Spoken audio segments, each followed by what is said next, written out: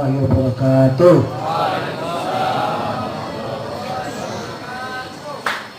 Alhamdulillah rabbil alamin alladzi hadana ila siratal mustaqim walladzi amarna bi ittiba'il muttaqin liyafuza fawzad dunya wa yawmad din. Wasyahadatu lillahi wahdahu la syarika lahu rabbul arsyil azim malikil alamin alladzi ilaihi tusarun thumma antum la tusaluna ma kuntum ta'malun wa anna muhammadan abduhu wa rasuluhu alladzi ja'ala bil haqqi wa dinil qawim wa hadana ila sirati rabbil azizil hakim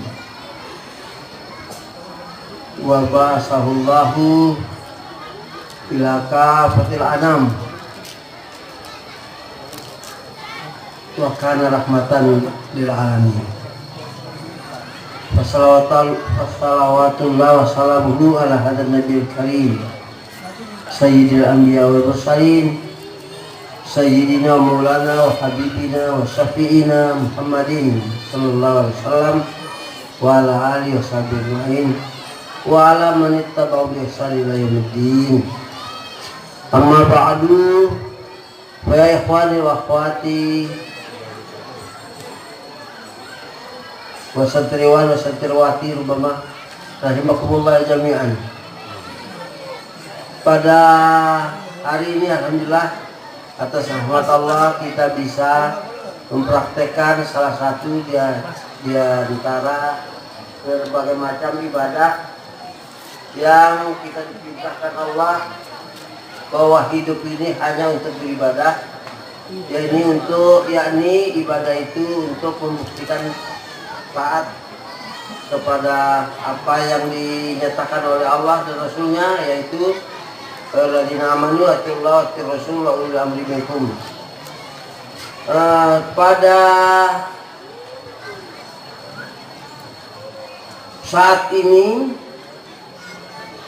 kita melaksanakan suatu upacara silaturahim tahunan. Tentunya silaturahim itu punya suatu akibat yang sangat baik, karena menurut beberapa hadis silaturahim itu akan memperbanyak rezeki dan memperpanjang umur. Perpanjang umur pengertiannya bahwa tidak bertambah hari, bab hari dalam umur itu sudah laistakil satan laistakdimun, tidak bisa maju tidak bisa mundur. Jadi maksudnya panjang umur. Banyak orang sekarang tuh minta panjang umur, mungkin kalau tidak paham dikira bisa panjang umur. Jadi kalau 10 tahun jadi 11 tahun tidak bisa. Kalau 50 tahun jadi 50 tambah satu hari, nggak bisa.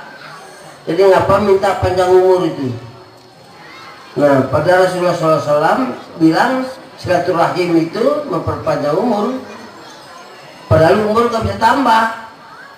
Jadi harus dipengerti maksudnya itu bahwa panjang umur itu harus sudah mati juga masih hidup. Kalau matinya dalam ridho Allah panjang umurnya. Karena Bilal itu hari ini masih hidup, masih sebut-sebut juga namanya. Jadi umurnya itu panjang, pokoknya 60 tahun panjang, mungkin 60 tahun pendek, karena panjang ibadahnya lebih panjang. Kalau uang 1000 dengan uang 1.000.000, banyak 1.000.000. Tapi kalau 1.000.000 itu tidak dimanfaatkan secara baik, 100.000 itu dimanfaatkan yang baik, maka 100.000 itu lebih berharga daripada 1.000.000. Itu maksudnya, jadi berkahnya umur itu berbarokah, bukan panjangnya nambah waktu, bukan. Panjang itu nilai ibadahnya lebih banyak, karena hidup ini untuk ibadah. Nah, jadi nilai ibadahnya lebih banyak, sehingga sakulat mawazinuhu di akhirat itu. Jadi keberkahan hidupnya dalam rangka ibadah itu lebih banyak dalam sepanjang umur dia, apa 20 tahun apa 50 tahun ya, pokoknya waktunya sudah tetap, tidak bisa nambah-nambah. Jangan sampai ada pikiran bapak-bapak, ibu-ibu, ikhwan karena tidak paham terus panjang umur, panjang sampai tua-tua nggak mati. Ya nggak begitu. Kemudian murah rezeki. Jadi tadi keberkahan hidupnya yang untuk ibadah itu maksudnya nilainya itu, keberkahannya. Banyak rezeki. Memang kalau orang bisa silaturahim banyak rezekinya. Saya dulu waktu masih SMP tinggal di rumah paman. Saya pindah merantau dari satu kecamatan ke kecamatan lain. SMP-nya di kecamatan lain. Orang tua di satu kecamatan, jadi saya pindah ke kecamatan lain. Ada SMP di kecamatan itu. Saya tinggal di rumah paman. Paman saya itu kalau datang tamu, dengar deh apa Ami, itu ada rezeki datang. Assalamualaikum, assalamualaikum, kata tamu. Saya lihat tangannya kiri kanan, kok nggak bawa apa-apa ya. Jadi asal datang tamu begitu, bergalir pak pintu, ada rezeki datang. Asal datang, malam saya masih SMP, saya perhatikan nggak bawa apa-apa itu. Pamannya bohong apa gimana ya, rezeki datang. Jadi saya nggak paham-paham, tapi saya nggak berani nanya. Sudah sampai saya, pokoknya itu jadi kenangan saja. Sampai saya mondok-mondok, sudah sampai ya sampai mondok.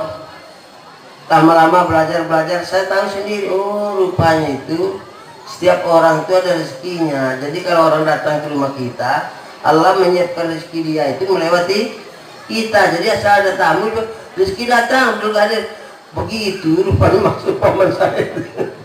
Saya tahu itu setelah tamat pondok. Sebelumnya enggak tahu. Saya asal datang, ini paman ini bagaimana? Bohong apa enggak? Kalau rezeki datang rezeki padahal kosong tangannya. Malah pulangnya dikasih rezeki. Bukan datang rezeki, keluar rezeki malah. Malu orang SMP ya. Begitulah kata Rasulullah itu, tamu itu membawa rezeki. Kalau sering silaturahmi akan memperbanyak rezeki. Setelah saya besar juga, datanglah Arman ke rumah. Dan Arman itu tukang jam. Begitu sampai, nah kebetulan dia bilang jam itu rusak, malas bawa ke pasar, tolong nanti perbaiki, dapat rezeki lagi tuh. Gara-gara silaturahmi dapat rezeki. Karena ini terjadi bukan dikarang. Memang satu tipe saya tidak pernah bilang sama Arman, cuman saya ingat itu dia ya. Alhamdulillah silaturahmi menambah rezeki. Ada gara-gara silaturahmi dapat rezeki, pekerjaannya lancar tuh, dapat dari saya. Lah kalau 10 orang begitu, 10 jam yang diperbaiki. Oh iya benar teman. Jadi dari pengalaman hidup ya begitu ya. Jadi kalau ada orang jual genteng, ya orang jual rumah. Nah, yang jual rumah diparanin oleh yang jual genteng. Dia butuh genteng, gara-gara silaturahmi bisa tanpa dicari-cari. Nah, memang silaturahmi itu benar-benar memperpanjang umur dan memperbanyak rezeki. Maka silaturahim ini betul-betul silaturahim yang bermanfaat dalam nilai ibadah, karena yang kita gunakan dalam hidup ini rezeki. Untuk ibadah itu rezeki kita, apa secara lahir, apa secara batin, pokoknya rahmat Allah. Rezeki itu adalah dari Allah, rahmat Allah. Hidup ini untuk ibadah, memanfaatkan rezeki yang kita terima dari Allah, apa tenaga, apa pikiran, rezekinya apa ilmu, apa harta, kita manfaatkan untuk ibadah. Maka ibadah itu ialah membuktikan sam'an wa ta'atan kepada Allah, Rasul, ulil amri. Maka di situ tadi yang ditulis itu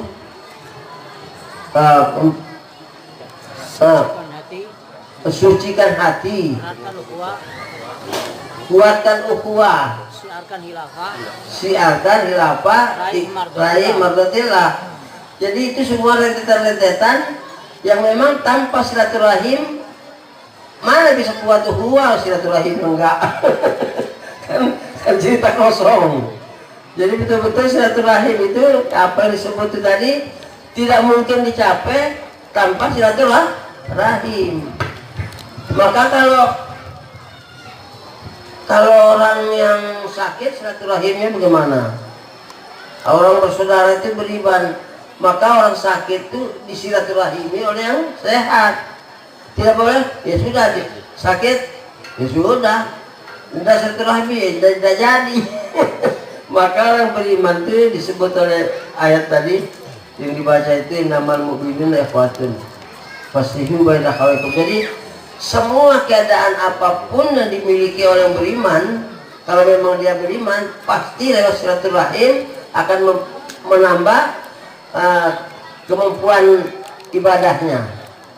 Lewat silaturahim, kemampuan ibadah artinya baik mempermanfaatkan rezeki dari arti dunia atau dari itu ilmiah atau dari segala macam rezeki yang diterima oleh hambanya lewat silaturahmi bisa tersalur. Nah, inilah pentingnya silaturahmi. Maka kalaupun karena jauh-jauh barangkali tidak bisa ketemu, satu di jauh jaraknya, maka setiap tahun kita perintahkan semua warga khilafah dimanapun berada harus mengadakan silaturahmi. Maksudnya belum tentu bisa silaturahmi satu sama satu, ini tidak bisa. Ya udahlah, 1 tahun sekali lah ketemu semua. Jadi maksudnya begitu. Jadi bukan hanya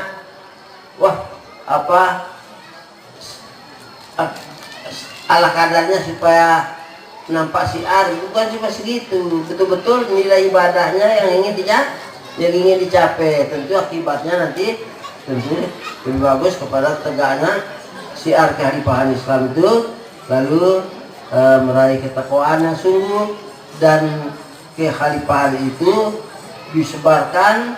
Tadi sudah disebutkan oleh panitia itu, mensiarkan kekhalifahan dunia itu lebih mahal, lebih tinggi nilainya di pandangan Allah daripada bikin masjid.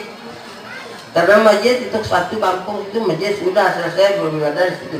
Kalau siar khilafah wajib berjamaah itu seluruh dunia tidak akan selesai, dan diancam oleh Allah siapa yang tidak berjamaah masuk neraka, berfirqah-firqah, bergolong-golongan masuk neraka, katanya Allah dan Rasul.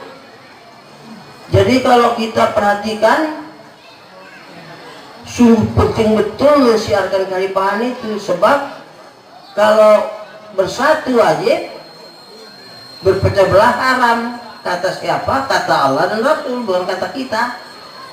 Jelas ayatnya kita sudah terangkan. Sekarang kita tidak usah baca-baca ayat lagi. Sudah sama pengajian nih, sudah dibaca terus. Cuman cara berpikirnya ini yang perlu kita ungkit kembali. Kalau betul itu wajib, tapi kalau kita bilang, mungkin ada yang bilang sunnah, tapi kita tidak pernah dengar orang marilah kita berpecah belah. Nggak pernah. Saya 80 tahun ini umur, sekalipun tidak pernah saya dengar marilah kita berpecah belah. Itu nggak ada. Orang kafir-kafir tidak mau berpecah belah itu. Jadi kalau secara ilmu, kesadaran akal pikiran yang sehat, memang wajar kalau ditolak itu pecah belah. Nah, secara Quran, secara ibadah, haram itu masuk neraka. Jadi bukan haram terus ya nggak apa-apa. Nggak bisa. Kalau sudah haram dipelanggar masuk neraka. Jadi kalau di dunia ini tidak punya ulil amri, atiullah Rasulullah ulil amri tadi dibaca itu. Siap taat pada Allah Rasul dan ulil amri, mujahid cili. Sangat membanggakan, untuk bersyukur, bukan untuk sombong, tapi membanggakan, senang sekali ada kader-kader khilafah seperti itu, yang kecil-kecil tapi sudah ya hebat gitu.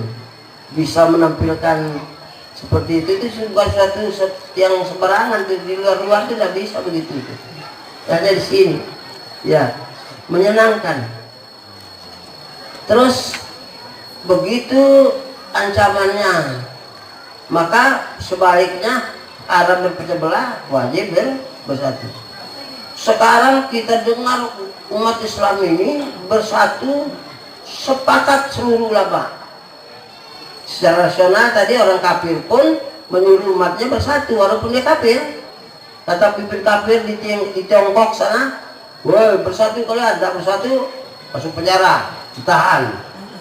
Orang kafir itu karena memang akalnya cerdas, bersatu gitu. Artinya kita ini bukan masuk penjara karena yang menuju bersatu bukan pemimpin, yang menyuruh bersatu Allah dan Rasulnya. Masuk neraka kalau enggak. Kita lihat ini bersatu. Kalau bersatu itu mutlak, tidak bisa dibantah. Mau kafir mau beriman sama aja. Bersatu itu adanya pemimpin yang satu. Rumah tangga bersatu, pemimpinnya satu. Kalau dua berantem. Sekolah pemimpinnya satu, kalau dua nggak bisa. Perusahaan pemimpinnya satu, dua nggak bisa. Yang lainnya wakil saja. Tapi yang disebut bersatu kalau pemimpinnya satu. Nah sekarang Islam bersatu pemimpinnya. Wah, kalau pemimpinnya umat Islam sekarang ini di kampung sana lain, di kampung Solo lain, di kota sana lain, di kota, wah, tapi semuanya nama Islam. Masing-masing bilang bersatu. Kata orang Muhammadiyah, marilah kita bersatu. Kata Kiai NU, marilah kita bersatu. Dia sendiri nggak bersatu. Ini fitnah apa memang kenyataannya gitu? Nah, jadi pada bohong semua itu. Kata Al-Irsad, marilah kita bersatu. Dia sendiri tidak bersatu. Kata Salafi, mari kita bersatu. Dia sendiri tidak bersatu. Ini bagaimana jadinya? Secara dalil menerimanya bagaimana? Secara akal sehat tidak masuk akal. Masa baru kita bersatu atas nama Islam, pemimpinnya lebih dari satu, kan aneh. Nah kalau gitu berarti berpecah belah. Kalau berpecah belah ancamannya neraka, berarti masuk neraka semua orang di dunia ini kan? Ya kalau begitu cuma yang penting jangan kita masuk neraka, kalau orang terserah aja. Yang penting kita jangan sampai masuk neraka. Tapi harus dipikirkan. Ini karena silaturahmi nggak bisa merata sampai ke situ, tapi silaturahmi nggak mungkin. Harus kita silaturahmi. Lewat bagaimana? Sekarang ini alhamdulillah ada cara yang gampang silaturahmi lewat udara bisa. Pokoknya harus lewat silaturahmi, harus lewat datang ke seseorang untuk membuat suatu keputusan. Tanpa silaturahmi mustahil. Bisa sendiri gitu. Wah nggak bisa. Tetap bisa sendiri gitu. Itu mungkin. Kecuali Nabi dan orang-orang tertentu yang memang ditunjuk oleh Allah seperti Nabi, nah itu bisa. Tapi itu tidak bisa banyak, paling satu di dunia ini. Sengaja Allah tentukan, ditunjuk melalui utusan Nabi, itu tidak banyak di dunia ini. Jadi khilafah ini kalau disebarkan untuk menyelamatkan umat Islam itu sedunia. Jadi kita bilang lebih pahalanya lebih banyak daripada masjid satu. Dan nanti orang-orang kalau menyebarkan bisa dunia, bayangkan. Kalau masjid ya paling di situ-situ aja kan. Sebab ini penyebaran itu langsung ilmu itu ilmu yang tafau bihi. Kalau masjid sedekatun jariyah, selesai. Mati kita tetap mengalir pahalanya. Tapi kalau ilmu yang tafau bihi nggak selesai, nggak bubar sampai kiamat. Dapat satu orang, seorang ngajak orang lain, seorang bajak lain pada ilmunya dari kita untuk siarin apa itu. Sampai kapanpun tidak bisa balang panjangnya, alangkah tingginya nilai itu. Karena ilmu yang berlangsung, maka pendidikan yang kita wujudkan menghilapa ini, pendidikan ini betul-betul pendidikan yang lain dengan pendidikan pada umumnya. Karena dia mengarah kepada pembawaan umat kepada kesatuan yang diwajibkan oleh Allah melalui sistem yang ditetapkan oleh Allah. Tapi ada cara lain bersatu. Kita mau tanya, kalau ada cara lain bersatu, apakah orang yang membuat cara lain bersatu itu karena Allah tidak memberitahu caranya, atau kenapa dia buat cara bersatu? Seperti organisasi dalam Islam itu banyak. Apa karena karena Allah tidak mengerti caranya sehingga dia bikin cara sendiri bersatu itu? Kalau sholat wajib, apakah bisa kita yang wajib itu kita karang sendiri caranya? Allah cuma nyuruh sholat wajib, jadi kalau tidak bisa sholat ya karang sendiri aja lah. Apa begitu? Kalau tidak belajar karang sendiri aja sholat. Yang wajib dikarang sendiri ini memang secara akal sehat itu aneh. Seolah-olah Allah itu tidak tanggung jawab apa. Wajib bersatu, kata Allah Rasul, haram berpecah belah. Bersatu bagaimana ya Allah? Atur sendiri lah oleh kalian. Masa iya? Tidak masuk akal. Masa bisa? Wajib bersatu dikarang sendiri, itu aneh. Nabi bukan. Kan lucu. Oh, ada syaratnya. Jadi kalau tidak memenuhi syarat, jadi tidak bisa bersatu. Apa syaratnya? Nanti kalau kita punya kekuasaan, punya wilayah, ada wilayah yang kita kuasai baru bersatu. Itu bukan aneh lagi, itu tololnya luar biasa. Nanti kalau kita sudah merdeka baru kita bersatu. Lah itu bukan aneh lagi, itu goblok plus tolol. Dia bersatu itu untuk merdeka. Nanti kalau kita sudah punya wilayah baru kita bersatu. Ini wah, aneh-aneh seperti dasar setan sudah masuk di otaknya manusia-manusia itu. Karena manusia yang begitu itu berpikir itu mengakui seperti seolah-olah dia ulama. Orang pintar-pintar begitu itu. Mana wilayahnya? Mana pelaksanaan syariatnya? Ya, jadi nanti kalau sudah ada wilayah baru bersatu. Bukan tolong lagi, plus goblok. Masa bersatu kalau sudah menang? Untuk menang baru bersatu. Untuk mencapai sesuatu lewat bersatu. Jadi aneh ini dia. Kalau begitu, wih, kiai-kiai sedunia ini masuk neraka semua. Iya, kalau nggak mau bersatu masuk neraka, bukan kiai, bukan kuli, bukan kiai, bukan guru. Siapa saja kalau nggak bersatu berbelah haram masuk neraka, pasti itu. Nggak bisa dibahas. Masa kiai sedunia ini masuk neraka semua? Itu terserah, cuma masuk dua apa enggak, masuk bodoh. Yang penting siapa nggak bersatu masuk neraka. Allah yang bilang bukan saya kok. Kan jelas ayatnya. Jadi gimana caranya? Oh, ada yang bisa selamat kalau dia berjihad untuk menegakkan syariat. Jadi betul-betul pengen bersatu tapi dia berjihad. Kalau berjihad barangkali secara pribadi, golong-golongan itu secara pribadi mudah-mudahan diterima oleh Allah karena dia mau menegakkan syariat berjihad. Walaupun salah karena belum bersatu, tapi niatnya untuk bersatu, tapi dia berjihad. Artinya kita bersatu, untuk bersatu itu kita berjihad, bapaknya dia. Terbalik, mesti bersatu untuk berjihad kan? Ini dibalik, jadilah dibalik-balik. Tapi berjihad, tanda jihad nggak mungkin. Hati Allah, hati Rasul, ulul amrinya nggak ada. Mana bisa? Nggak mungkin. Hati Allah, hati Rasul, berarti Allah Rasul sebut kita. Jadi artinya Islam ini Islam pribadi. Pokoknya taat sama Allah dan Rasul. Saya mau gua, kata orang Jakarta, saya mau gue. Gua sholat, lu udah bisa ikut campur.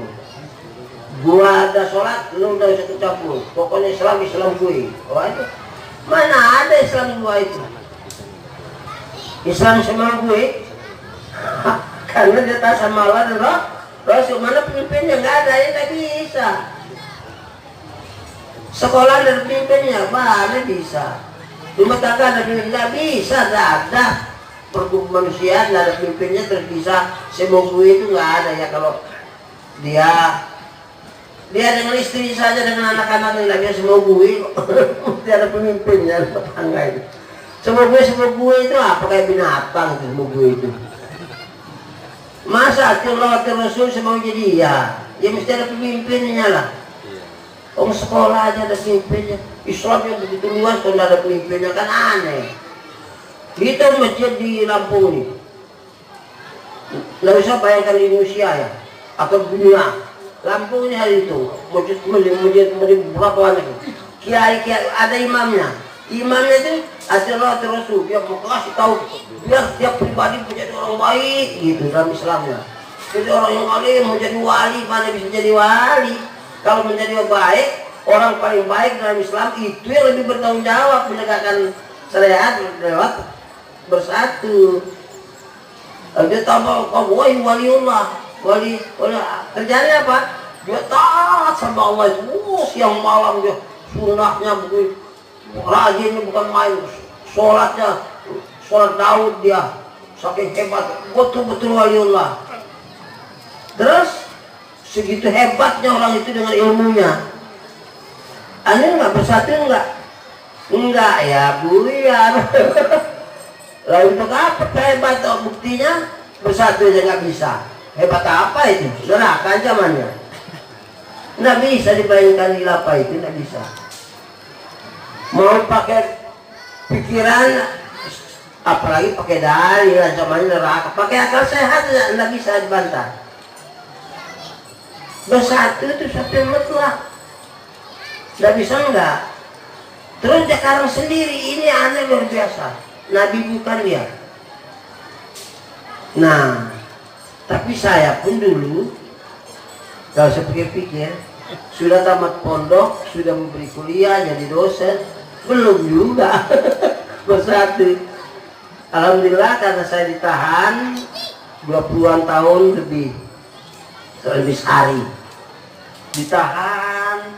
Nah di situ rupanya atas rahmat Allah, Allah menunjukkan sehingga saya tidak harus menegakkan kekhalifahan di persatu itu. Maka saya maklumatkan kekhalifahan. Nah itulah untungnya, karena saya dulu mempertaruhkan nyawa berharta. Saya tidak butuh lagi pentingkan hidup bidas. Yang penting jihad, menegakkan hukum Allah, dan yang saya cari mati syahid gitu. Ya itu ada di hati saya itu 20 tahun. Akibatnya saya dihukum 20 tahun. Rupanya dengan itulah saya diberi kesadaran oleh Allah sehingga saya harus mengumumkan kekhalifahan. Nah itu untungnya. Di dunia ini mungkin manusia berjuang, kalau dihukum 20 tahun ada potongan-potongannya, potongan hukuman itu. Negara semuanya setiap orang dihukum ada potongannya. Saya enggak dipotong, justru ditambah 1 hari karena mau di misterius. Tapi karena tadi tidak panjang umur itu tidak bisa diapa, jadi tidak bisa diatur, maka saya juga tidak takut. Saya cari, saya tugas hari untuk misterius, saya cari mana misterius, saya kejar mana, hilang misteriusnya, pasti hidup juga. Karena saya memang pengen mati syahid itu dari dulu, dan saya sudah coba membunuh bearan ratusan, saya sikat semua serang karena saya pengen mati syahid, asal ada alasannya. Enggak bisa, lari juga semuanya itu. Pernah RP Provinsi Semarang itu, saya kerahkan beberapa teman yang di penjara yang Islam itu, Pak Abu Bakar, Sungkar segala macam tuh, Abu Jibril. Sikat pegawai, kejar, lari, semuanya lari semua. Padahal maksud saya kalau ditembak saya mati, bas surga gitu. Enggak jadi juga. Walhasil mati Syahid itu mati yang paling bagus. Kata siapa itu? Kata Allah. Bukan kata teman kita, ini kata Allah. Mati yang paling bagus itu mati Syahid. Takut mati, mati juga pada waktunya. Berani mati, mati juga pada waktunya. Ngapain mikirin takut mati, berani mati, ada guna-gunanya. Tapi kalau mati Syahid itu mati yang paling mulia. Sebab itu satu-satunya mas kawin yang paling mahal untuk dapat gadis cantik, enggak peot-peot sepanjang masa. Gadis cantik kentut juga harum, enggak peot-peot, bermiliar-miliar tahun, cantik terus. Itu mas kawinnya mati Syahid itu. Jawa satu-satunya di Sabu. Nah itu kalau orang tidak bersatu, kalau dia berjihad, mungkin dibanding-banding mungkin bisa dia punya Allah masuk surga, mudah-mudahan. Tapi kalau tidak berjihad, akhir mesti masuk neraka, pasti, tidak mungkin. Islamnya lah Islam sendiri, atulah Rasul, saya mau dia. Saya mau sholat, saya terserah saya tidak mau sholat, terserah saya dulu, nanti saya perubahan ada. Islam begitu. Karena tidak ada pemimpin. Nah, terus karena itulah tahun 1924 dunia begitu dihantam Turki dipertungin sama Eropa, hancur bubar, dipimpin oleh Atatürk itu. Dalam sejarah yang kita dengar tuh, sehingga dia tidak diterima bumi di kuburnya yang menghancurkan kalipahannya. Terus berpuluh-puluh kali umat Islam sedunia, dari Indonesia, dari negara-negara Malaysia, pokoknya di seluruh dunia ulamanya kumpul, seluruh dunia. Yang kumpul ulama itu bukan semua ulama terpilih di suatu negeri. Kalau Indonesia ulama yang paling hebatnya diutus, bukan ulama yang tanggung-tanggung. Sedunia kumpul berpuluh-puluh kali, bukan 4-5 kali, bukan berpuluh kali. Ada kita tulis di latar belakang itu tahun-tahunnya kita tulis. Berpuluh kali kumpul.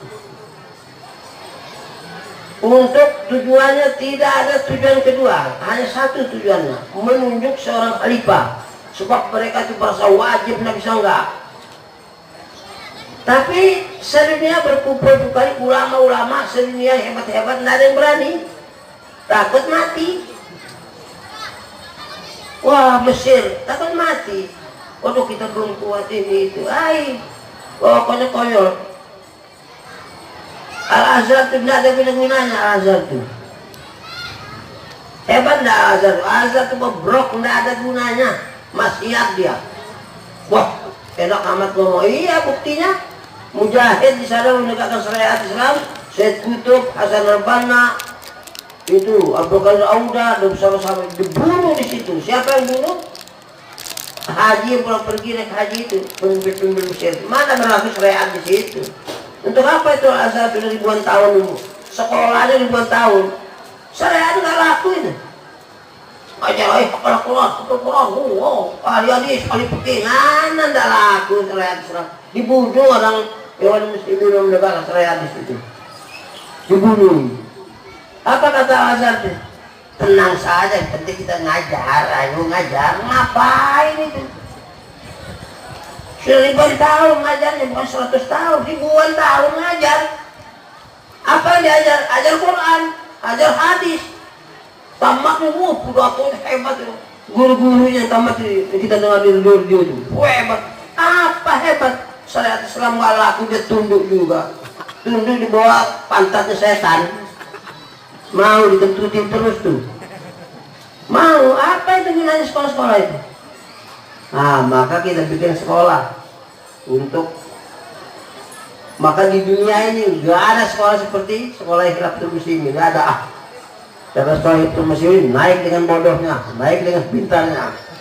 Oh nggak bikin orang ada orang cerdas, ada orang pintar, ada orang bodoh. Kita bodoh kamu tinggal nggak bisa beribadah itu tidak kayak pintarnya kita semua enggak, dengan bodohnya dia sungguh-sungguh masuk surga. Bila itu Allah lahat saya ilmunya tidak banyak dari budak, pokoknya dengan secara kiai dia termasuk bodoh tapi pintar karena beriman kan. Bakia aja dulu ke surga kata Rasulullah. Ya pokoknya maka kita mau pintar, mau cerdas, mau tidak cerdas itu urusan Allah bukan urusan kita. Bisa kita supaya berpikirnya sama semua, pintar semua, ya nggak bisa. Alhamdulillah nggak dikasih gila aja kan. Kalau gila kan udah lagi. Syukur masih ada, otaknya masih bisa ngerti, lumayan. Ini, oh kamu bodoh nggak naik kelas, itu sih caranya orang kafir. Karena dia nggak ngerti Allah. Dikira dia yang bikin pintar orang itu. Cerdas orang itu apa tidak cerdas sifat toh itu urusan Allah. Nah, maka di dunia ini tidak ada segitu banyaknya dunia ini berapa juta kali pendidikan tidak ada seperti apa. Mereka nggak paham. Orang bersatu aja nggak paham kalau sendiri. Apalagi mau bikin pendidikan lah ke depannya bagaimana mana ketemu. Paling dia bilang, mana wilayahnya, mana pelaksanaan syariatnya. Dia sendiri, berkewajiban, dia sendiri ngomong begitu. Mesti langsung ditempeleng itu, kepalanya itu. Nah, iya, dia kiai, dia bertanya, mana syariatnya? Dia kiai. Orang kurang ajar itu sekarang dunia ini, banyak itu. Sedunia model gitu. Maka tidak ada yang datang ke kantor pusat itu. Kecuali polisi dan Densus 88. Kiai nggak ada yang datang. Kalau datang takut saya marahi tadi. Iya, sebab modelnya seperti itu. Tapi Densus 88 juga akhirnya gara-gara ketemu karena dia bilang Islam, akhirnya setuju juga. Saya suruh beat, cuma beatnya nggak boleh. Karena tidak akan bohong. Ada begitu pusat itu, saya suruh beat, ya setuju beat. Isi beatnya apa? Khalifah. Isi beatnya diantaranya saya tidak boleh bohong. Biasanya intelkan tuh tuang bohong. Jadi saya kasih tahu itu salah satunya. Mikir, kata pengawalnya, komandan. Beatnya ditunda aja, yang penting kita bela khilafah. Hanya sudah bagus saja. Ya terjadi begitu. Karena tidak bisa bantah, bukan mau dibantah. Nah, tidak bisa dibantah. Kemarin ada dari Kompolnas. Kompolnas ya kompol apa pun? Kompolnas. Polisi nasional apa itu? Bukan dari pusat itu, dari istana sana. Datang rame-rame ke rumah. Ada 4 mobil. Pengawal rumah belum ngompol. Dan 4 mobil. Malah saya kasih tahu, saya suruh beat juga. Malah saya dikasih cincin. Minta dipoto di kenang-kenangan. Saya pikir mau melarang, nggak tahu malah kita dapat hadiah cincin. Ada cincin. Saya bilang, tidak usah ini saya sudah punya cincin bagus ya, enggak katanya ini hadiah. Nah, jadi rupanya ya, kita ini bukan khawatir. Wah nanti bila apa itu saya tidak pernah khawatir. Justru yang mencuriga-curiga itu saya kasih tahu, mau selamat nggak kamu? Kemarin saya diperiksa di Polda itu. Saya bilang Pak Abu itu tahu itu. Sampai mau masuk neraka mau masuk surga. Jangan sampai takut komandannya ada di situ. Komandan itu dolim. Bapak yang tidak selamat, bapak musawat, beat masuk ke jadi warga khilafah. Kalau musawat di akhirat. Komandan itu dolim. Jangan takutnya sama Allah, jangan sama komandan. Komandannya pergi. Ya biasa bilang apa? Kita mau bilang macam-macam tidak ada gunanya. Kita ini kan cari ridho Allah ini. Kapan kita nerangkan ridho Allah itu? Kalau bikin-bikin, waduh nanti kita dimana? Mau benci orang sedunia ini kalau kita di ridho Allah, tidak ada urusan. Begitu hidup itu kan.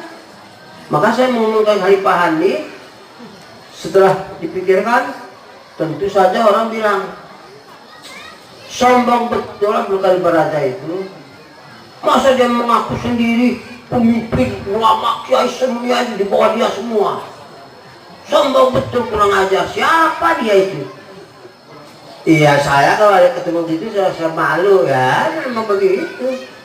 Lalu saya jawab, tapi di hati, sebab enggak bangun ngomong langsung. Kalau ada yang ngomong langsung belum pernah, cuma saya bisa bayangkan, tentu mereka ngomongnya begitu, tapi dari belakang kan. Saya jawab saja begini di hati. Kalau kafir orang sedunia ini, saya sendiri tadi beriman, ngapain ngurusin orang dunia? Ya begitu. Islam itu kan terdapat oleh orang, kalau kita sendiri kan, ya sudah kafir dunia ini, kita sendiri beriman, nggak ada rugi-ruginya, karena beriman. Jadi kita harus konsekuen. Memang nyawa diumumkan, nyawa disabung, tapi tidak bisa, nyawa itu tidak bisa maju, tidak bisa mundur. Saya kalau bisa maju mundur, nyawa itu, oh sudah barangkali puluhan kali mati, sudah ditaruh, kalau sudah ditangkap, digorgol, ditaruh itu komandan sebelah kiri saya tuh, si prajurit di sebelah sini, tembak di tempat, cek, taruh, nempel di anunya, ujung senjata itu nempel di punggung saya itu. Dia nunggu perintah, saya tunggu juga. Saya pikirlah, aduh dapat gadis cantiknya. Jangan. Dia itu kelihatan gembira itu kata. Dia punya mati syahid sesuai dengan buku. Jangan kita siksa di dunia ini saja. Saya kurang aja. Mestinya saya punya tembak. Ngapain gadis mau kentut yang pusing. Itu gadis cantik, mas kawinnya mati. Kita udah dapat itu mati juga. Goblok itu namanya. Kita cari syahid itu. Ya, tapi tidak bisa ya dicari-cari bisa. Saya sudah berkali kali itu. Di Sukaraja itu orang sekampung semua nelayan di Sukaraja itu sudah direstui oleh kepala desanya. Ada ratusan lebih lah orang sekampung itu. Suruh bakar pelelangan itu. Suruh bakar karena saya yang memimpin situ. Suruh bakar dan orangnya istilahnya dipukulin lah. Oh saya bilang sama teman-teman, jangan masuk, saya masuk sendiri aja. Ada, kalian nggak bisa, saya sendiri aja. Kalau saya pikir kalau saya sendiri digebukin mati syahid juga kemana? Pikiran aku lumayan. Udah lagi segala macam, udah beres, nggak ada kompromi lagi. Kalau nggak ada kompromi lagi, saya tutup perangannya. Saya di pantai, ke pasir. Kalian semua masyarakat kumpul ratusan lebih lah. Sekalian semua saya bilang goblok-goblok, tolol-tolol. Sekarang kita bertarung, saya cabut pisau, saya lemparin, ayo kita berantem. Maksud saya biar saya mati di pinggir pasir itu. Saya pengen mati syahid itu kan. Lari semua. Enggak jadi lagi mati syahid itu. Akhirnya pelelangan Sukaraja itu kuncinya saya bawa pulang. Udah mulai hari ini udah layan bebas pajak, tidak ada pajak di sini. Wah, hidup Ustaz itu hasilnya. Saya bilang kalau ada yang minta kunci, bilang pergi ke sama kalau minta pajak pelelangan ini, suruh panggil kunci di rumah Pak Ustaz itu, bilang ini kuncinya. Nanti mau dikasih makan tai, bilang ke sama. Saya kasih tahu pajaknya 2 tahun. Saya pengen mati syahid, enggak mati juga. Jadi warga khilafah itu harus semuanya berani, itu titik. Sebab kalau tidak berani, konyol hidup mati, mikirin nasi uduk. Ngapain? Lagi mikirin nasi uduk mati. Hai, percuma. Nggak ada gunanya. Hidup itu sama kok. Orang kaya, orang miskin, orang gila sama. Apa samanya? Ya makan mau kotoran, makan kenyang mau kotoran, ngantuk tidur.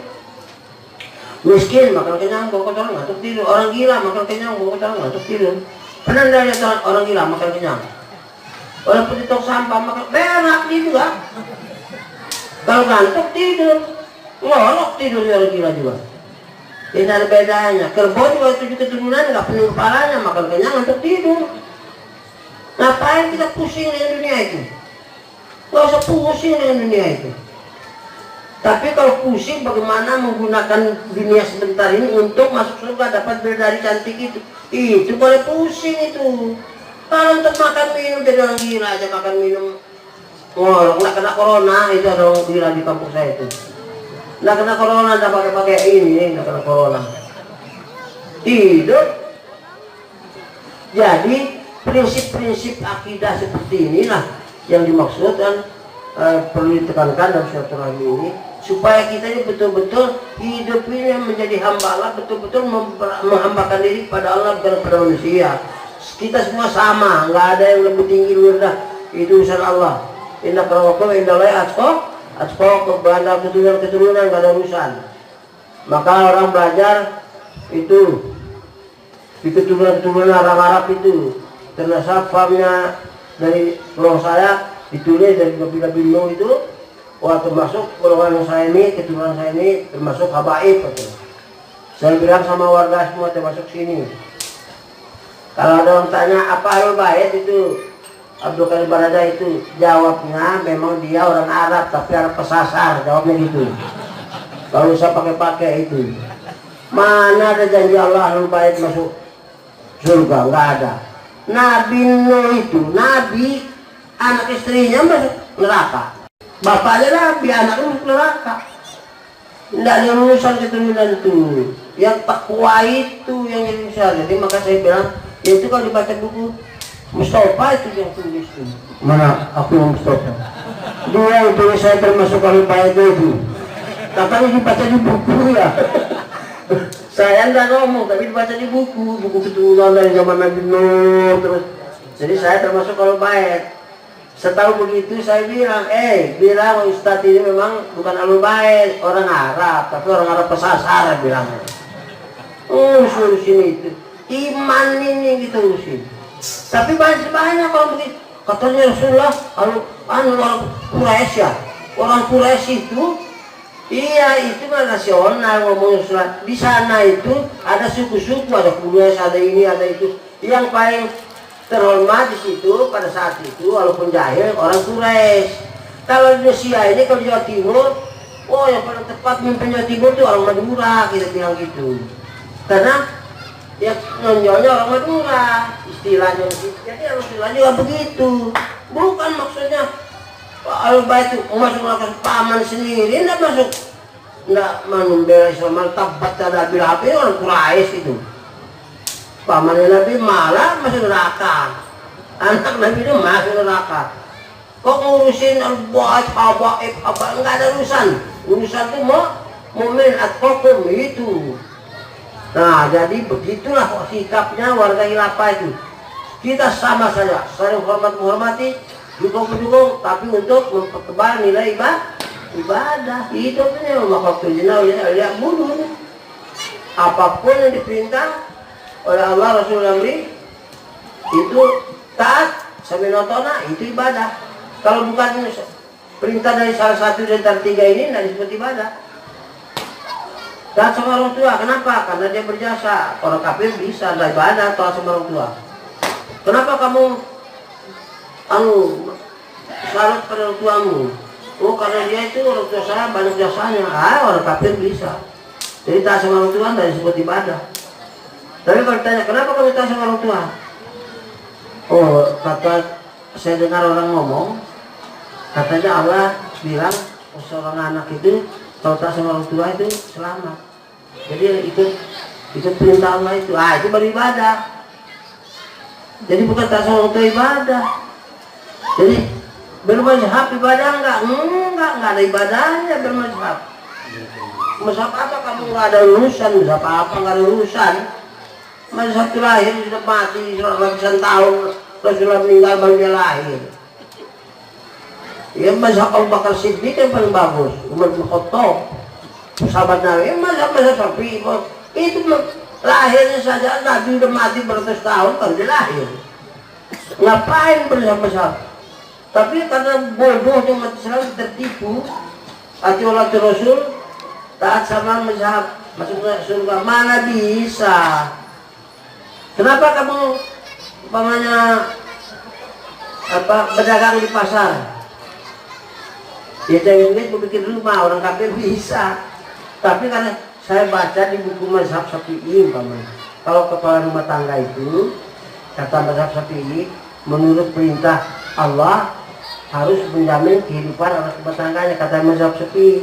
Jadi saya ikut ilmu dari mazhab Syafi'i itu untuk taat pada Allah. Taat pada Allah itu ibadah. Kalau taat sama mazhab Syafi'i nggak ada nilainya. Apa mazhab Syafi'i itu punya surga? Nggak tahu kita. Dari saat dapat ilmunya dari mazhab Syafi'i. Terus nanti ada yang hamba mazhab Syafi'i itu gurunya Imam Malik gurunya. Terus begitu turun ayat aula mastumin nisa, lamas tubuh nisa, menyentuh wanita, mulai menyentuh begini katanya, batal wudhu menyentuh begini, kata Imam Syafi'i. Kata gurunya enggak, bukan menyentuh begitu, maksudnya itu rangkulan nafsu, terus ke sana. Pokoknya bukan untuk gini bergeser begitu, bukan. Oh tidak, kita menyentuh itu udah berani perempuan bukan mahram, nafsu kita. Nabi Muhammad SAW kata Imam Malik, dia habis wudhu, beliau habis wudhu SAW, Siti Aisyah dicium, enggak wudhu lagi. Oh itu kalau Nabi enggak punya nafsu, kalau kita bernafsu. Mana yang benar ini? Muridnya apa gurunya? Menurut Islam, terima ilmunya asal ada alasannya. Ya, menurut akal kita. Oh saya ikut masuk dan terima ibadahnya. Saya ikut memaliki, saya tidak terima. Saya cocok dengan pendapat Imam Syafi'i.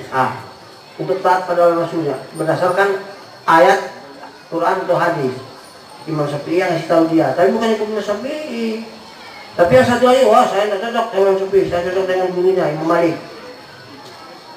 Karena Imam Malik bilang menurut hadis gini ada ayat Rasulullah begini, jadi saya ikut Rasulullah. Bukan ikut Imam Malik. Maka Imam Syafi'i membantah gurunya Imam Malik. Mulanya saja nggak taat sama mazhab Malik. Kok kita yang nggak ngerti apa-apa ini? Pokoknya Imam Syafi'i. Jadi kita menghina gurunya, menghina Imam Malik. Atau wah pokok saya Hanafi, berarti kita menghina mazhab lain dari urusan. Allah, Rasul, ulul amri itu yang harus ditaati. Lepas dari taat pada tiga ini tidak disebut ibadah, itu yang harus diingat. Lepas dari tiga ini disebut ibadah. Ada orang masuk Islam tadi malam, kafir dia, asyhadu alla ilaha illallah, dia belum baca Quran, belum baca hadis. Kok kamu pedagang di sini? Kamu kan bapakmu kafir, kamu bilang kok tinggal sama bapakmu juga, kan bapakmu kafir. Kenapa masih begitu? Kalau kamu masih Islam, dia bilang saya ikut Quran, dia tidak pernah baca Quran. Bilang ada hadis, tidak ada baca hadis. Terus dia bilang, ulil amri saya di belakang di sini dan suka sama orang tua, kata ulil amri saya, ibadah itu. Kalau lepas dari salah satu ini tidak ibadah, apapun dia ada yang disebut ibadah. Ini harus dipahami betul. Ini perintah Allah itu begitu. Jadi kalau saya suruh bapak seseorang, ulil amri ini bukan saya, salah kalau bilang saya. Ulil amri suruh kamu geletak di situ, geletak. Tidak geletak masuk neraka. Sami'na wa asaina. Kalau sami'na wa ata'na geletak itu masuk surga karena itu ibadah. Taat sama ulil amri. Terus kan di Quran tidak ada geletak, tapi tidak bertentangan dengan Allah dan Rasulnya. Maka ati Allah Rasul tidak wa ati ulil amri, enggak.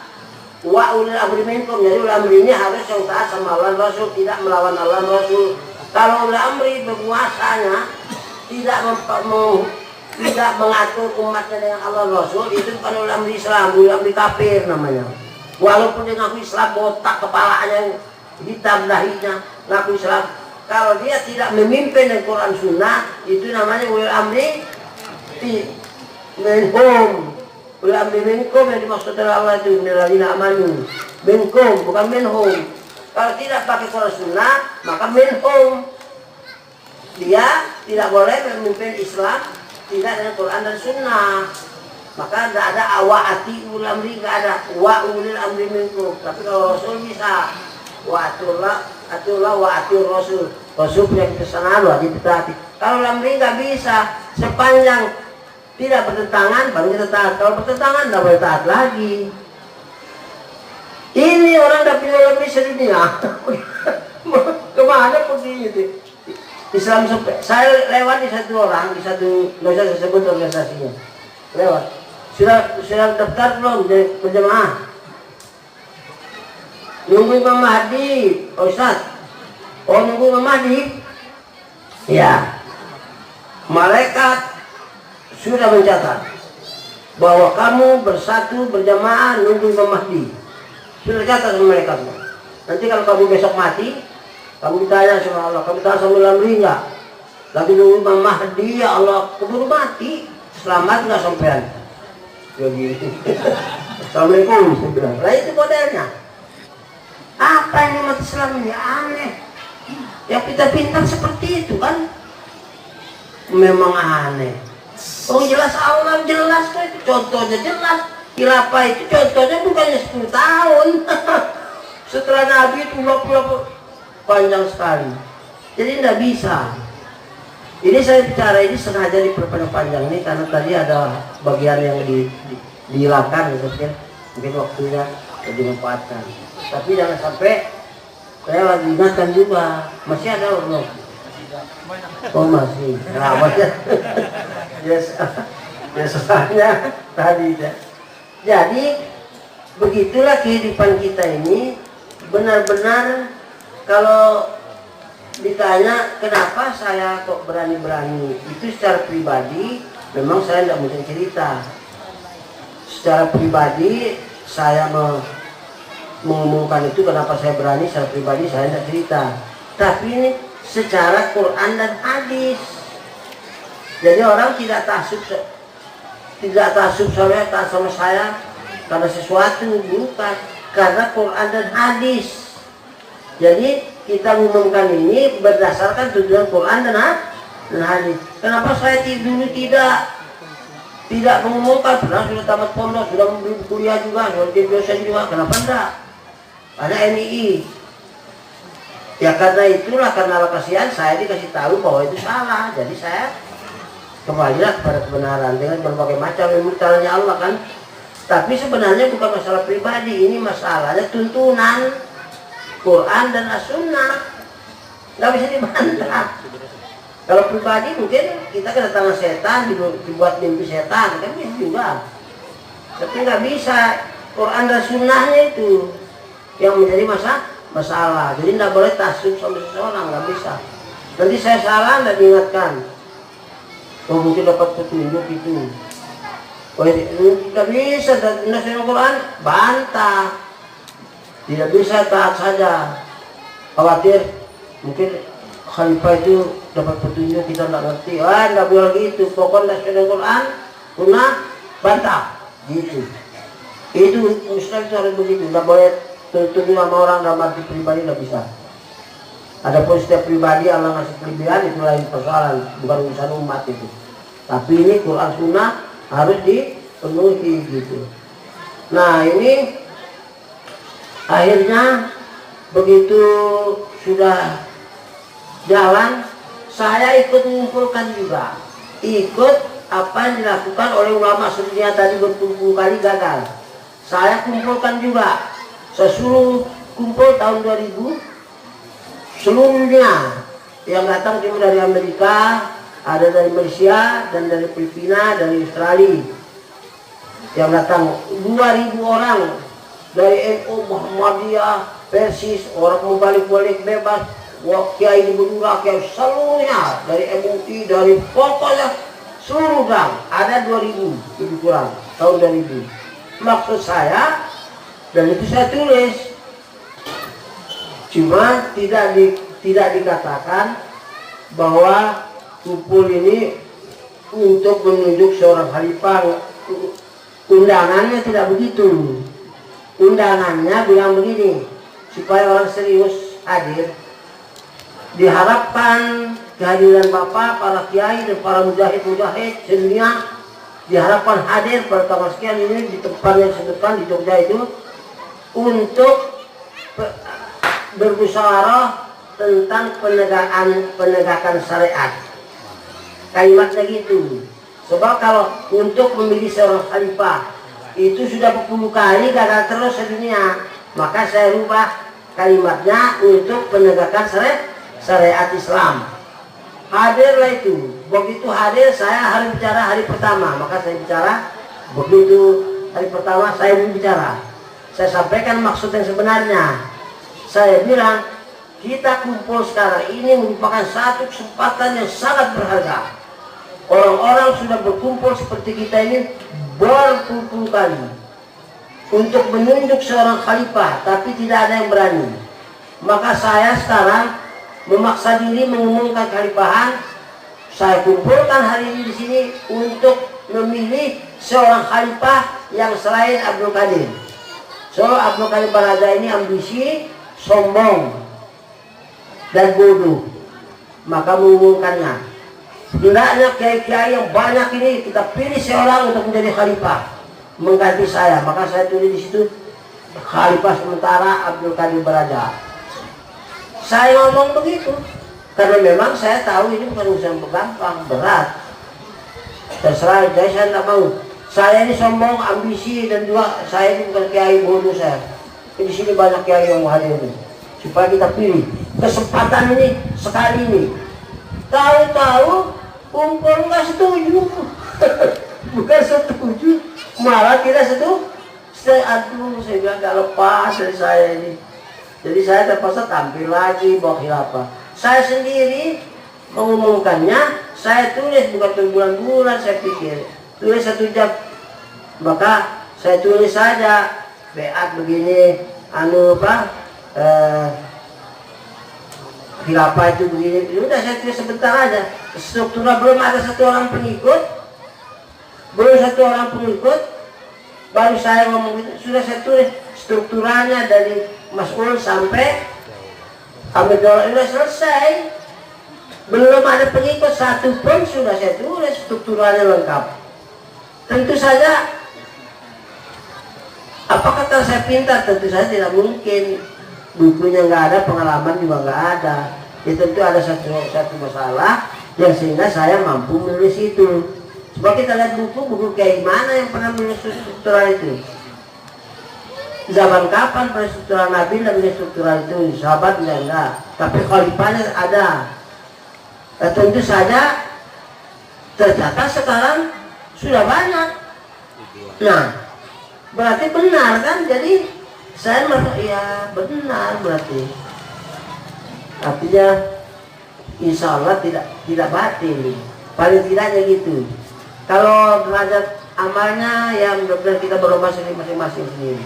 Tapi tidak boleh ada kebanggaan bahwa ini adalah suatu kelebihan seseorang. Tidak ada. Kita semua berlomba-lomba sesuai dengan tuntunan, tidak karena seseorang. Itu harus bebas. Jadi inilah yang membuat kita setelah melihat kenyataan gembira. Pendidikan di dunia ini tidak ada seperti kita. Atulah Rasulullah berlindungnya di dunia ini tidak ada seperti kita. Coba kita aja. Nah, ulama sedunia ini masjid berjuta-juta masjid, semuanya mengajarkan atulah Rasul sampai ditunggu khusyuk pribadi. Udah mana ini? Mesir orang menegakkan syariat, Hasan Rabbani saya itu dibunuh di situ. Di Indonesia ini kiai-kiai ini, wah awas khilafah enggak akan merebut negara, gitu. Sehingga khilafah HTI dibubarin. Itu aneh kan? Padahal apa ya, HTI itu ngomong doang. Ngomong HTI itu punya cita-cita menegakkan syariat, membuat khalifahan dibubarin. FPI, Habib Rizik Tidak ngomong hilafah malah, coba ditulis bahwa cita-citanya nanti mau menegakkan syariat Islam untuk menegak melalui sistem hilafah. Tapi di dalam bukunya agar dasar rumah tangganya ditulis, dibubarin juga. Lah kita ini tidak ditulis, dipasang pelang yang besar-besar. Datang orang itu sampean masuk neraka kalau tidak jadi warga hilafah. Masuk beat kita bilang, tapi diterangkan dulu. Malah dikasih hadiah kemarin. Saya pikir kok jadi begini. Jadi padahal sebelumnya kata warga kita seorang interview, hati-hati khalifah. Sebulan sebelum saya ditangkap itu sudah ada informasi, hati-hati khalifah akan dibuat seperti Habib Rizik. Begitu Habib Rizik ditahan gara-gara kumpul, nah, baru FPI dibubarin. Nah, saya bilang siap, tunggu aja kayaknya. Begitu saya periksa, semua yang periksa saya suruh beat. Kalau enggak sampai masuk neraka, pokoknya sudah terus. Malah ujung-ujung dapat hadiah. Aduh, kemarin juga dari Suka 8 datang. Maksud saya cerita ini supaya kalian ini jangan banyak pikiran, maksudnya maju ke depan gitu, jangan saya aja. Nggak jadi. Makanya terpaksa cerita yang terjadi kan, bukan maksudnya bang, wah saya ini orang hebat, bukan ke situ larinya.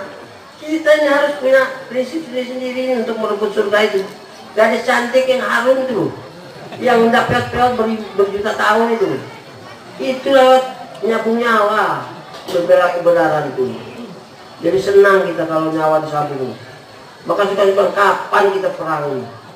Dia sudah kenapa siap perang yang dia bilang. Wah ini ilham lagi kok khalifahnya. Bukan siap perang, beda dari itu dengan perang dapatnya. Kalau kalah bagaimana? Ya kalah itu bagus. Mati kan. Kalau kalah.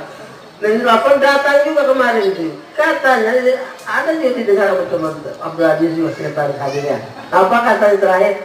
Kita ngomong sama khalifah enak, tapi sama ini teman-teman itu katanya lain lah, kencang-kencang. Saya kencang begitu, ternyata warga hilafah menurut Dewi Sudah Perlapan kemarin lebih kencang dari saya kan. Sementara saya pikir, loh warga ini kok belum paham gitu. Ternyata katanya lebih kencang. Kita ngomong dengan hilafah, khalifah katanya enak, senang katanya. Tapi sama yang di desa daerah-daerah itu aduh. Jadi saya pikir ya mudah-mudahan itu malaikat catat sehingga seluruh hilafah ternyata bukan pemimpin jasada yang kencang. Semua hilafah kan kencang benaran nyawa belum sapi. Aduh alhamdulillah, inilah artinya keindahan-keindahan yang kita raih karena sistem yang hak kita tegakkan. Yang membantu kita bukan kemampuan kita, tapi rahmat Allah. Sepanjang kita membuktikan sami'na wa ata'na pada Rasulullah, maka itu rahmat turun. Begitu kita sami'na wa ata'na, rahmat turun. Begitu kita sami'na wa asya'na, rahmat tercabut. Kalau dia makan enak kami tak balas. Rugi, maka harus niat, harus punya ilmu. Sudah berapa kali saya pakai sepatu?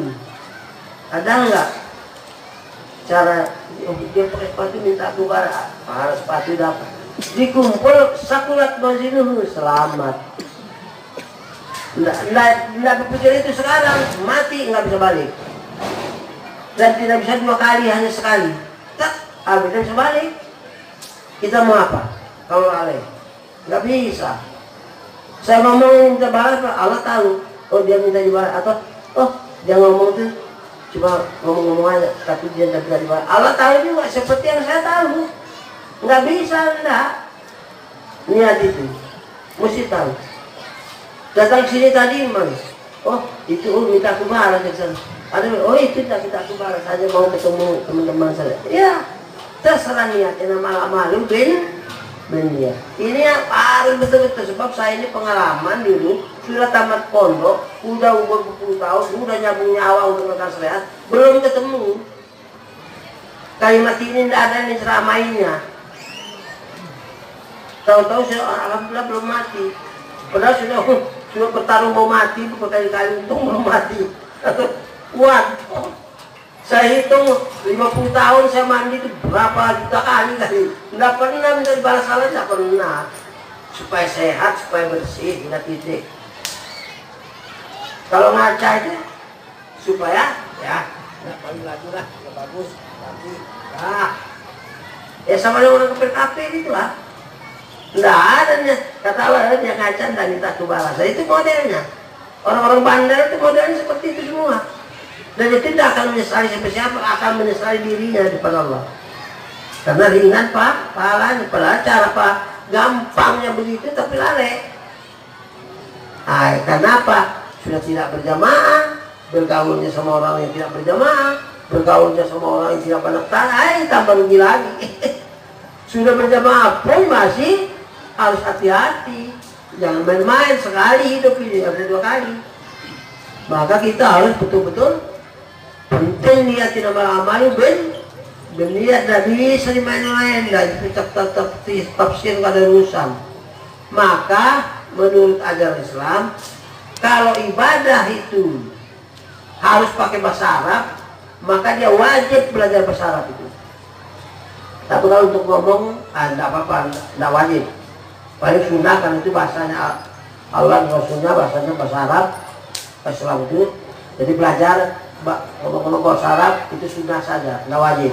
Tapi kalau untuk ibadah harus bahasa Arab, wajib dia belajar bahasa Arab.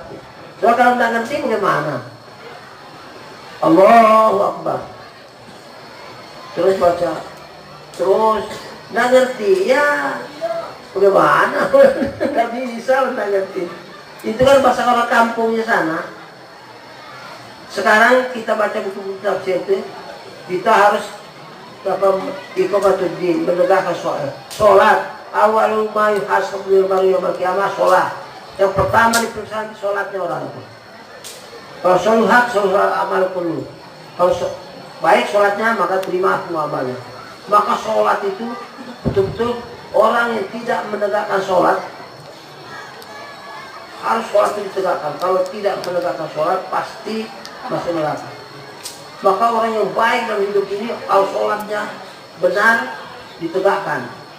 Itu tidak ada keterangannya. Kemarin dibaca, saya tutup sama Abdul Aziz.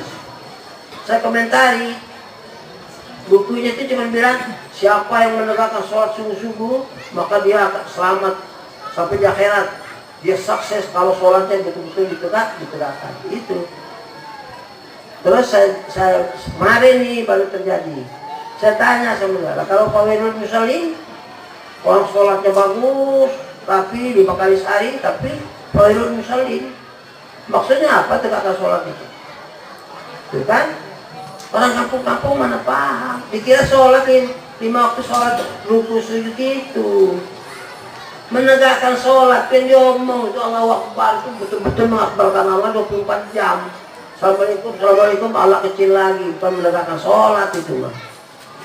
Itu mengkhianati sholatnya. Oh ya Allahu Akbar. Itu Assalamualaikum, Assalamualaikum, Allahu Akbar. Mana jadi? Puasa Akbar. Bukan Allah lagi. Waktu sholat dia Allahu Akbar. Dia pengen mengkhianati sholatnya, bukan menegakkan sholat. Bukan soal hukum-hukum begini itu. Itu menggampang. Pembuktian dia ngomongnya itu. Kalau kita ngomong sama teman kita tidak konsekuen, teman nggak senang.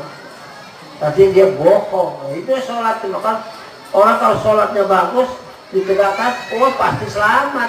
Yang lain dan periksa lagi amal apapun periksa kalau sholatnya benar. Karena dia Allahu Akbar. Betul-betul dia persatuan Allah, tidak mau kalau dikecilkan. Nyawanya sabun kalau ada yang mikirkan Allah, begitu. So iya kalau butuh, iya kalau stain, ya ini siratal mustaqim, apa lagi? Baru Allahu Akbar, harus dipertanggungjawabkan. Itu namanya menegakkan sholat, bukan batalkan zuhur, selesai bukan. Nah ini pada umumnya bisa-bisa itu ya sholat itu. Nanti begitu Assalamualaikum, hukumnya hukum apa? Kitabnya tahu? KUHP. Saya tanya beberapa kali sudah saya tanya, ada enggak surga KUHP? Nggak pernah ada orang jawab ada, gitu nggak pernah. Paling diam. Tapi jarang juga orang bilang enggak ada. Gitu. Cuma saya juga tanya, ada enggak surga KUHP? Orang nggak jawab paling, tapi tidak ada yang bilang ada, enggak ada. Cuma yang nggak jawab banyak. Surga itu pelaksanaan Quran sunnah, bukan KUHP. Apa itu pikiran orang kafir-kafir sana KUHP itu. KUHP itu kalau kita berbuat baik, berbuat jahat untung. Coba koruptor itu. Koruptor itu kalau sudah koruptor 1 miliar atau 100 miliar atau 1 triliun apa barangkali, pokoknya sudah untung. Kamu sudah sukses merampok haknya orang ratusan juta di negeri ini. Kamu rampok dengan kamu korupsi, maka kamu sudah sukses dapat 10 miliar barangkali, apa 1 miliar barangkali, apa berapalah korupsinya aja. Kata kamu sudah sukses, silahkan istirahat. Nanti makan 3 kali dijamin, gizinya dijaga. Listrik nggak usah bayar. Istirahat. Nanti kalau kamu keluar mau datang bawa makanan enak, boleh. Nanti kos-kosan nggak usah bayar. Nanti kalau kamu sakit, nanti kamu siapkan dokter, nggak usah bayar juga, gratis. Karena dia sudah sukses menjadi orang jahat. Itulah KUHP. Maka saya bilang dengan tentara sama polisi sama pemeriksa sama Densus sama polisi pusat, ganti sistem apa ini dan sistem apa? Sistem salah terbalik. Ganti sistem demokrasi ini dan sistem hilafah sih bilang. Jadi kalau orang jahat itu maling dipotong tangannya sih. Nah dipotong tangannya baru dia kapok. Dia kita ke Amerika saya bilang begitu. Kata orang Amerika ini bapak yang keluar di YouTube kemarin itu tangan hilang. Pergi ke Jepang begitu juga. Begitu balik ke Jakarta, kata orang Jakarta, apa kabar pemantan? Tangan hilang. Orang Kristen untung, orang Buddha untung, orang Islam untung, kambing, binatang-binatang untung. Tidak ditarik sama maling untuk dipotong, tapi ditarik oleh tuannya untuk kasih rumput. Hebatnya. Tapi kalau sistem KUHP, yang rugi rakyat. Orang Kristen rugi, orang Islam rugi, kambing rugi, binatang rugi, tangan-tangan rugi, sebagai maling orang. Nanti kalau sudah habis maling, istirahat, karena sudah sukses maling. Tidak bisa ditahan, karena malingnya tidak sukses, baru tidak ditahan. Kalau sukses, ditahan. Itu istirahat beberapa lama, boleh besuk, boleh bawa makanan enak. Nanti kalau tidak makan, kami jamin, uang siapa yang dipakai? Uang rakyat yang ditipu itu tadi juga. Suruh bayar listrik dia gratis. Yang bayar listrik bukan uangnya bapak-bapak itu, bapak penjajah-penjajah itu. Yang saya bilang sama Densus sama apa, kayak itu penjajah-penjajah semua itu. Saya bilang, ini sistem penjajah, kalian itu hanya mewakili penjajah. Penjajah pembesar-pembesar itu kasih dengan aturan, rakyat disultan, tidak cukup, dihantar, namanya penjajah. Karena dia begitu dengan aturan semaunya pembesar, maka kita serang dia, nyawa ulama beribu-ribu mati di sarung untuk mengusir penjajah.